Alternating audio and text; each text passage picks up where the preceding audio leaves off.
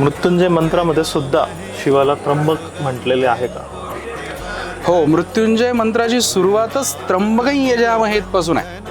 म्हणजे 3 डोळ्यांचा जो शिव आहे त्यांनी मला मृत्यूपासून वाचवावं अशी इच्छा याच्या मृत्युंजय मंत्रामध्ये केलेली आहे. मृत्युंजय देणारं हे ज्ञानच असतं.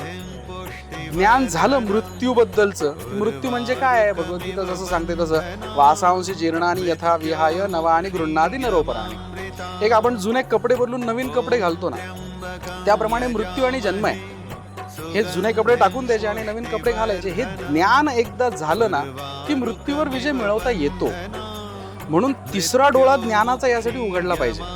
म्हणून मृत्यूला जर जिंकायचं असेल तर शिवाची उपासना केली पाहिजे. आणि शिवाच्या कोणत्या स्वरूपाची उपासना केली पाहिजे? तर ज्ञाननेत्र असलेल्या शिवाची उपासना केली पाहिजे. म्हणून मृत्युंजय मंत्र हा त्र्यंबक देवाला उद्देशून म्हटलेला आहे की ज्याच्याकडे 3 नेत्र आहेत. ज्ञानाचा नेत्र आहे.